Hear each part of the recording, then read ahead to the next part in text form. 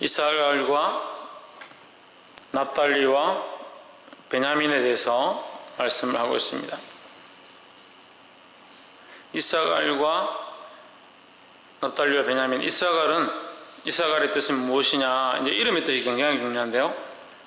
이때 당시에 이름이 그 사람의 생과 사, 그의 죽고 사는 것, 그 인생 가운데 살아가는 모습들을 잘 표현하고 있다. 그래서 그 사람 이름이 무엇이냐? 이것이 굉장히 중요한데, 이사갈의 뜻이 뭐냐? 양의 우리 사이에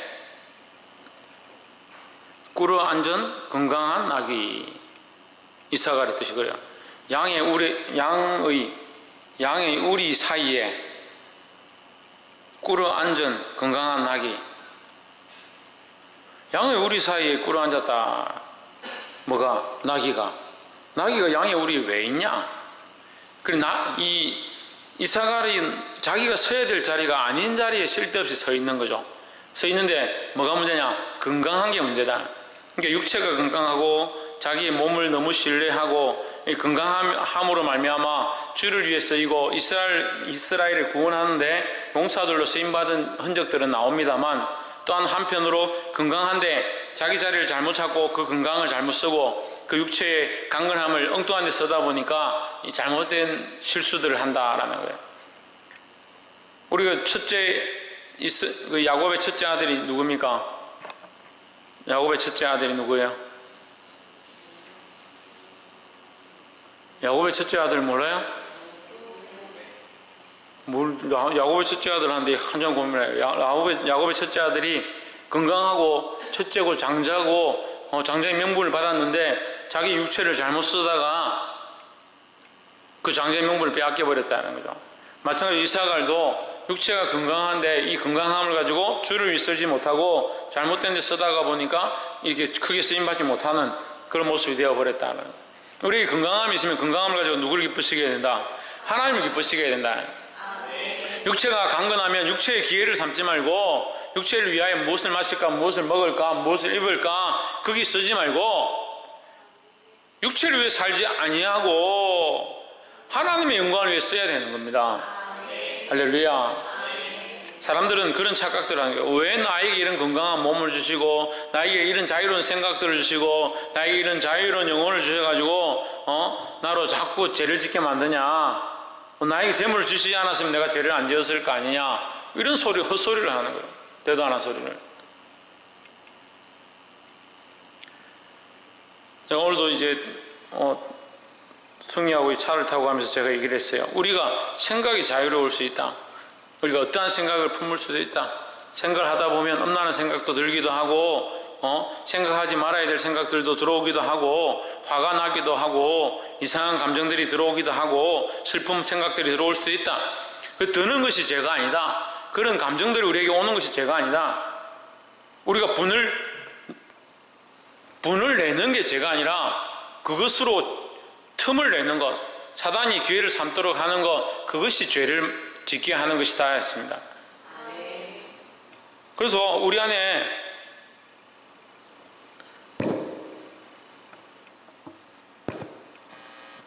우리가 화가 날 수도 있고 우리 감정이 올라올 수도 있고 연약한 엄란한 생각들이나 본능적인 생각들이 우리 안에 솟아날 수 있습니다. 하지만 이것이 있다고 해서 이것이 우리의 주인 되게 만들고 여기에 우리가 맹종하고 여기에 끌려가면 결국 우리는 육체의 즐거움과 내 마음의 욕심을 따라 살아가는 자밖에 되지 않는다는 거예요. 어떻게 하느냐? 그런 생각들이 들 수 있다. 그런 생각들이 드는 것 자체가 죄가 아니다. 어떻게 하나? 그것을 쳐내라. 그런 생각들이 들어오면 예수 그리스도의 이름으로 물리치고 끊어내고 생각이 들려고 할 때 쳐내버리고. 근데 생각을 그냥 내버려 둡니다. 우리가 이 자연스럽게 자기 생각에 복종하는 거예요. 자기의 엄란한 생각들이 들어오면 그 생각을 막 그냥 하고 있습니다. 세상적인 생각들이 들어오면 그 세상적인 생각을 막 그냥 하고 있습니다. 몽상적인 생각이 들어오면 몽상을 계속 하고 있습니다. 그렇게 하다가 어떻게 되냐? 하나님의 말씀에서 벗어나고 하나님 뜻에서 벗어나고 자기 생각으로 빠져버리는 거예요. 생각이 자유로운 게 문제가 아니다. 육체가 자유롭고 건강한 게 문제가 아니다. 육체가 건강하면 자기 하고 싶은 거 다 하느냐? 그렇게 하면 안 된다는 거죠. 그 입술이 자유로우니까 입술 아무 말이나 하고, 몸이 자유로우니까 아무 행동이나 하고. 그러면 하나님 말씀 앞에 섰다는 게 뭐가 돼요? 그리스도를 믿는다는 게 뭐가 되냐고. 입술을 제어하고 마음을 제어하고 생각을 제어해야 된다는 거예요. 다시 말씀드리지만 우리가 이기는 방법은 쳐내는 거예요. 이런 생각들이 들어올 때 쳐내는 거다. 앞에 수렁이 보일 때 가까이 가지 않는 게 좋습니다. 가까이 가서 발이 빠지려면 빨리 비키는 게 좋습니다. 근데 어떻게 합니까? 빠져들어가고 그 안에 들어와서 그 안에 뭔가. 그래, 옛날에 이삭이가 여기 이 방기 알바이 버스 타려고 엄마하고 둘이 손을 잡고 떡 서 있는데 밑에 포크레인이 땅을 파고 공사를 하고 있었어. 공사를 막 하고 있으니까 그 돌 막 지나서 아장아장 걸을 텐데 조그만 하윤이만 할 때 머리가 더 무겁죠. 아이들은 머리가 2분의 1입니다. 그래 서가지고 밑에를 이렇게 포크레인 파니까 신기하다 이렇게 보고 있는데 가만히 보고 있으면 되는데 자기는 보고 있었지만 몸은 어떻게 됐나? 땅이 떨어져. 그 공사하는데 안에 떨어져. 그래서 한 명 공사장이 묻을 뻔했는데 하나님께서 그걸 받으셔가지고 이렇게 뺑 돌려서 똑바로 딱 서기 착지를 탁 하게 하셔가지고 한 바퀴 돌고. 그때부터 이삭이가 좀 비행 청소년도 아니고 이렇게 탁 비행해가지고 탁 내렸는데 이마만 살짝 찍히고 그리고 여기 후시딘 한참 발랐죠. 그리고 지금 멀쩡한데 자기는 밑에를 본다고 봤지만 어떻게 됐어요? 자기 몸을 못 이기니까 거기 빠져버렸다. 우리 인생이 그렇다. 인생이 나는 괜찮다라고 생각하고 나는 이길 수 있다. 나는 이런 생각 좀 하다가 끊어내지. 나는 이런 마음이 좀 있어도 나중에 지나면 꼭 그렇게 하진 않을 거야. 이렇게 하고 계속 하는 거죠. 그러니까 하니까 어떻게 합니까? 빠져가는 거예요. 세상에 빠져가고 정욕에 빠져가고 엄란함에 빠져가고 세상의 문화에 빠져가고 자기 생각에 빠져가고 자기 감정에 빠져가는 거예요. 하나님 그걸 원치 않는 거예요. 우리의 마음과 생각과 감정과 우리의 가치관조차도 예수 그리스도의 이름 앞에 굴복시켜야 되는 거예요. 그걸 믿지 않습니까? 그리스도의 십자가에 그 피 흘리심과 그 사랑을 믿지 않습니까? 그걸 믿는다면 우리가 지금 뭐 해야 됩니까? 그 십자가의 사랑 앞에 무릎 꿇고 우리의 생각들과 가치관들이 거기 앞에 내려가야 되는 거예요. 근데 믿는다 하면서 여전히 나는 살아있고 내 감정은 살아있고 내 가치관은 살아있고 내 정욕은 살아있어서 그리스도의 십자가 앞으로 나아가지 못하게 한다는 거예요. 볼 수 있기를 주 이름으로 축복합니다. 그래 이사갈이 크게 쓰임받지 못했다. 그 다음에 베냐민이 나오는데 이제 우리가 베냐민에 대해서 우리가 좀 자세히 보기 원하면 6절에 베냐민의 아들들은 벨라와 베겔과 여디아엘과 세 사람이며 했습니다. 베냐민의 뜻은 뭐냐? 베냐민 뜻이 뭔지 알아요? 물어 뜯는 일이다. 물어 뜯는 일이는 원래 제어가 잘 안 되는 존재예요. 원래 조련이 안 되고 주인의 말을 잘 듣지 않는 주인에 대한 개념이 없는 존재. 짐승과 같은 일이. 하나님의 말씀을 듣지 아니하고 하나님의 뜻을 따르지 아니하고 자기 마음대로 아무나 물어뜯는 그런 존재가 일이다라는 거예요. 말 그대로 우리 인생이 베냐민 같으면 어떻게 되느냐? 하나님의 뜻 없이 자기 마음대로 사는 거예요. 심지어는 어떻게 하냐? 하나님께 덤비고 심지어 나아가서 하나님을 물어뜯는 그런 어리석은 짓들을 하게 되는 거예요. 베냐민과 같은 자들이 되지 않기를 소망합니다. 8장 1절을 한번 봅시다. 8장 1절에 베냐민에 낳은 자는 맏아들 벨라와 둘째 아스벨과 셋째 아하라와. 다시 반복해서 베냐민의 족속에 대해서 다시 구체적으로 얘기합니다. 베냐민의 뜻이 뭐라고요? 물어뜯는 일이다. 그래서 베냐민은 계속 그런 문제를 일으키는 족속 중에 하나인 거예요. 나중에 이 폐역한 엄란한 짓을 해서 망하게 되는 그런 족속 중에 하나죠. 통제를 받지 않습니다. 하나님의 말씀을 따르지 않습니다. 자기 마음대로 하는 거예요. 그런데 베냐민 안에도 하나님 주신 희망의 끈이 있는데 두 사람이 나왔습니다. 33절에 넬은 기스를 낳았고 기스는 사울을 낳고 사울은 요나단과 말기수아와 아비나답과 예스바알을 낳았으며 했습니다. 33절에서 누가 나오냐? 사울이 나오는 겁니다. 이 베냐민 중에서 참 나오기 힘든 뭐가 나왔냐? 왕이 나온 거죠. 이 나라의 왕이 나왔다. 민족의 왕이 나왔다. 그런데 사울은 결론적으로 어떤 사람이 되었습니까? 하나님의 뜻을 대적하고 하나님의 백성들을 수렁으로 빠뜨리는 그런 큰 역할을 감당한 사람이 되었습니다.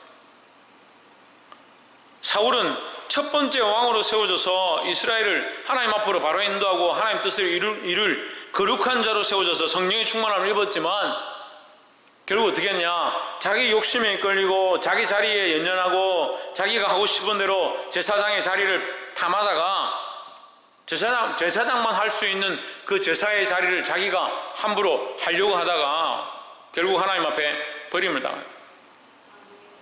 자기 마음대로요. 자기 마음대로. 자기가 주인이고 자기 뜻이 앞서 있으니까 하나님 뜻을 묻지 않고 하나님 앞에 존귀한 자리 가운데 거룩한 자리 가운데 서일 수 있었고 세워졌었지만 자기 스스로 자기에게 매여서 자기가 주인이 되어서 하나님 뜻을 저버리는 자가 되었다.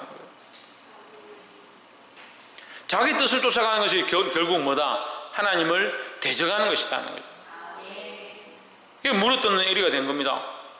자기의 뜻을 쫓아가면서 그것이 하나님 뜻인 줄 착각해가지고 결국 누구를 물어뜯냐? 주인 대신 하나님을 뜯는다. 우리 인생이 그렇게 되어서는 안 된다는 거예요. 우리가 하나님을 대적하지 않는다라고 생각하고 있지만 신성경 똑바로 한다.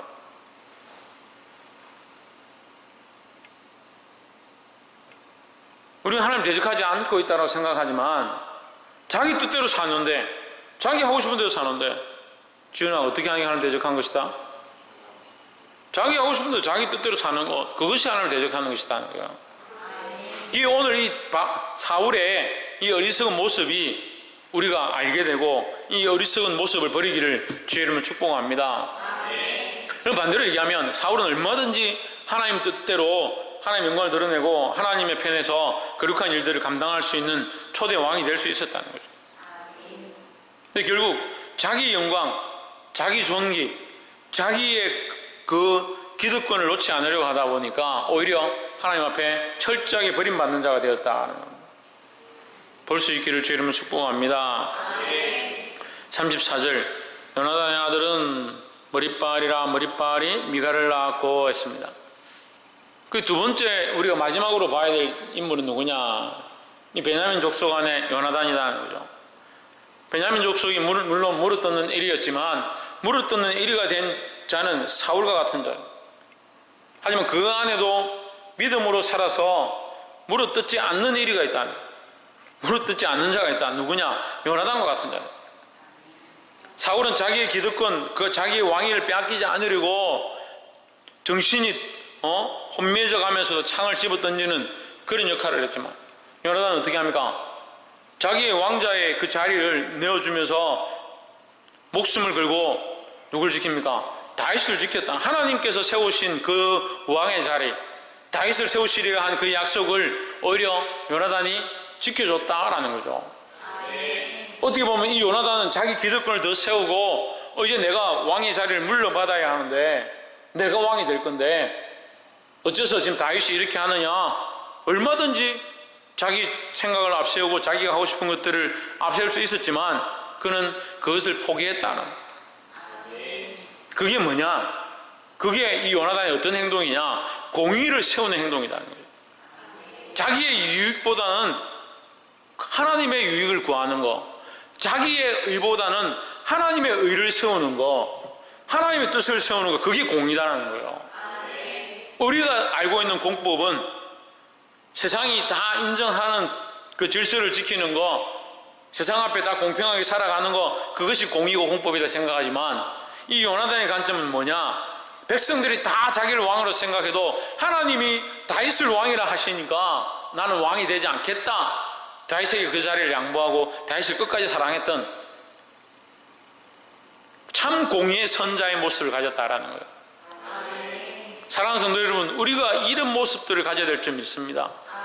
자기 유익을 구하는 게 아니고 자기 기준의 의를 구하는 게 아니고 하나님의 공의가 나를 통해서 흘러가게 해야 되는 거예요. 근데 항상 내 안에 하나님의 공법이 있는 게 아니고 자기를 사랑하고 자기 기준의 저울을 들고 공평의 저울이 무너져 버린 그 저울을 들고 나는 이것이 의롭다라고 생각한다. 그렇게 살고 있다. 그러니까 뭐가 문제입니까? 자기가 사울의 자리에 있는지 요나단의 자리에 있는지는 모르고 계속 자기는 바른 판단을 하고 있다라고 생각하고 판단하고 결정하고 행동한다는 거예요. 이 무너진 저울, 부서진 저울, 잘못되어 있는 이 저울을 바로 세우는 것이 우선이 되어야 된다는 거예요. 누구에게로? 하나님의 기준으로 바꿔야 되는 거야. 하나님이 무엇을 원하시는가? 나의 유익이 무엇이고 내 가정의 유익이 무엇이고 내 재물의 유익이 무엇이고 내 입장이 무엇이고를 내려놓고 하나님이 기뻐하시는 것이 무엇일까? 하나님을 영화롭게 하는 것이 무엇일까? 그것이 공이라는 거예요. 사랑하는 큰사랑교회 가운데 사랑하는 성도들 가운데 안타까운 게 뭐냐? 공의를 모르는 거예요. 공법을 모르는 거예요. 무엇이 하나님 기쁘시게 하는지 그걸 모르는 거예요. 그냥 하기만 하면 내 생각에 내 감정에 내가 옳다라고 생각하는 것들 가운데 하면 그것이 공이다라고, 그것이 바른 것이다. 천만의 말씀입니다. 이 하나님이 기뻐하시는 공의가 우리 안에 흘러가기를 주의 이름으로 축복합니다. 때로는 우리에게 손해가 되고 우리가 비참에 처한다 할지라도 하나님의 이름을 영화롭게 하고 하나님이 기뻐하시는 바른 법들을 흘릴 수 있는 저와 여러분 되기를 주의 이름으로 축복합니다. 기도하겠습니다.